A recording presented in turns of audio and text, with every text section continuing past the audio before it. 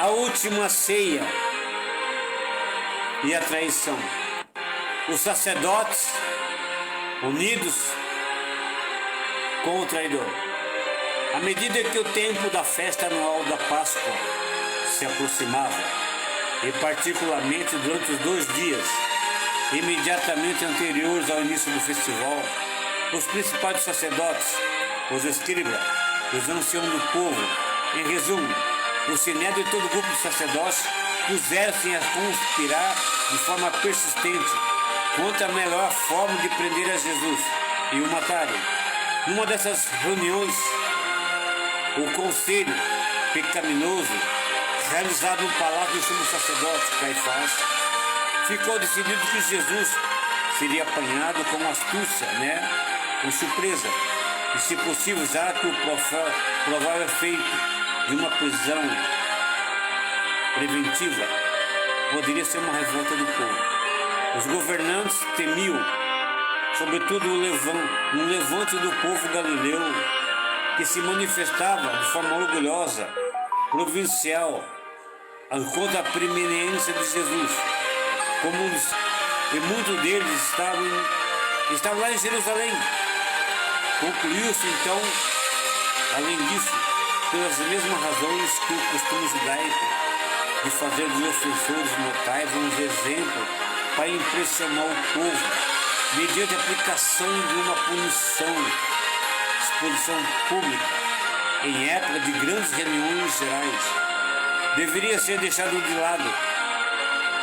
No caso de Jesus, os conspiradores disseram: não vamos fazer durante a festa, para que não haja alvoroço entre o povo. Em ocasiões anteriores, eles haviam feito tentativas inúteis de prender Jesus em suas mãos e estavam naturalmente em dúvida quanto ao resultado das suas novas tentações de maquinar. Nesta emergência, foram assim encorajados e se alegraram, ficaram felizes com seus planos iníquos, com o aparecimento de uma inesperada adesão de Judas Iscariotes. Judas era um dos 12 que pediu uma audiência com seus governadores, o judeu do Senado, e de forma infame se ofereceu para atrair a Jesus, entregando-o em suas mãos, sob o impulso da ganância diabólica do dinheiro, que entretanto foi provavelmente apenas um elemento secundário para a causa real da sua perfídia traição. Ele negociou e vendeu Jesus, seu mestre, por dinheiro e regateou, e combinou com os sacerdotes e mercadores sobre o preço do sangue do Salvador. E Pedro disse assim: o que quereis me dar? Perguntou ele. Então combinaram com 30 moedas de prata.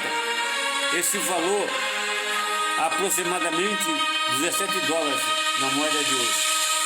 Porém, de muito poder aquisitivo entre os judeus da época, que atualmente entre nós era o preço fixado pela lei para um escravo. Essa era também a soma prevista do dinheiro de sangue a ser pago da traição do Senhor. Que a prata foi realmente dada ao traidor, seja nessa primeira entrevista, seja em outro encontro posterior entre os Judas e os sacerdotes do Sinai, é demonstrado por acontecimentos que se sucederam. Ele se havia comprometido ao mais fiel, ao mais negro por ato de traição, de covardia que um ser humano é capaz. Desde aquela hora buscava uma oportunidade, porque Judas também, eles sabiam que Jesus orava, buscavam de suplantar a sua promessa vergonhosa pelo seu cumprimento ainda mais infame.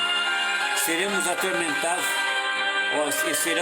atormentados por outros vilões, do malfadado Iscariotes, no decurso dessa pavorosa crônica de tragédia e perdição, para que no momento seja permitido dizer, antes que Judas haver vendido Cristo aos judeus, ele já se havia vendido a si mesmo, ao diabo, tendo se tornado servo de Satanás e realizado a ordem sobre a última ceia. Veja bem, a última ceia. O dia antecedente aquele que comia o cordeiro e que se comia o cordeiro pascal. Ficou conhecido entre os judeus como o primeiro dia da festa do pão ázimo. Uma vez que aquele dia, todo o fermento, olha, o judeu tinha por costume tirar todo o fermento do pão de suas habitações. Dali por diante, pelo período de 7 a 8 dias, era contra a lei comer qualquer coisa, que tivesse fermento, porque Deus havia ordenado que o povo judeu não devia comer o pão ázimo nas festividades com o fermento. Na tarde desse dia, os cordeiros pascais eram mortos dentro dos atos do templo, por exemplo, da família dos grupos, certo? Dos grupos. O que comiam juntamente uma porção de sangue de cada cordeiro, que era aspergido ao pó do altar do sacrifício, por inúmeros dos sacerdotes do serviço do dia, os levitas. O cordeiro morto, então se dizia ter sido sacrificado, era levado ao lugar onde deveriam comer. Durante o primeiro dia do pão sem fermento, no ano da morte do nosso filho, ter caído na quinta-feira, alguns judeus perguntaram a Jesus aonde deveriam fazer os preparativos para a Santa Ceia.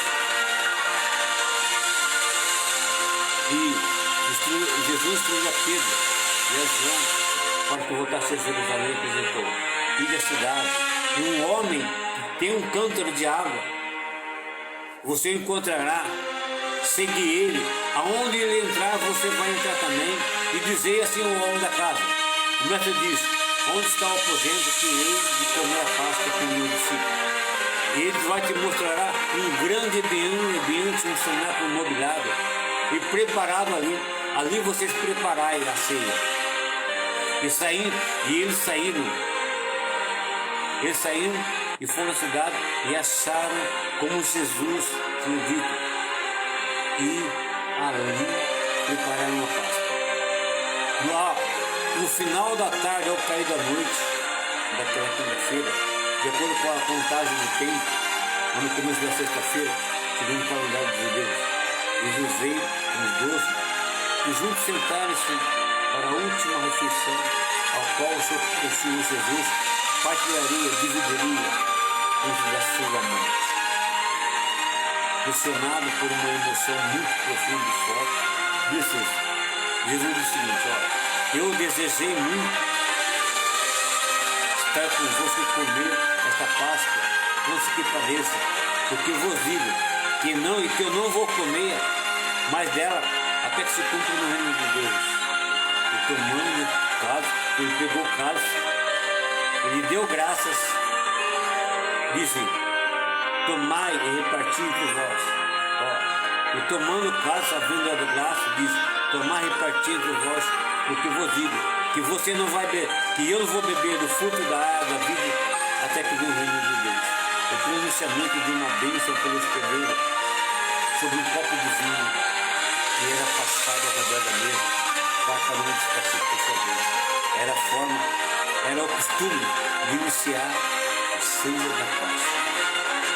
Essa refeição diferente, Jesus parece ter observado as coisas essenciais do procedimento pascal. Os relatos que eu foram exigidos por mim, requisitos tradicionais, como memorial de libertação. Aqui, o Senhor Jesus, ele consagrou o pão, ele consagrou o cálice. Tomai e comei, fazer isto em memória de mim. E ali foi a última santa-feira, a noite traiçoeira, a noite em que depois que Judas saiu e foi ter com os sacerdotes do Sinédrio para vender Jesus Cristo para cumprir. Depois que Satanás entrou em Judas, ele saiu e foi combinar. E Jesus Cristo foi preso no Getsemane, no outro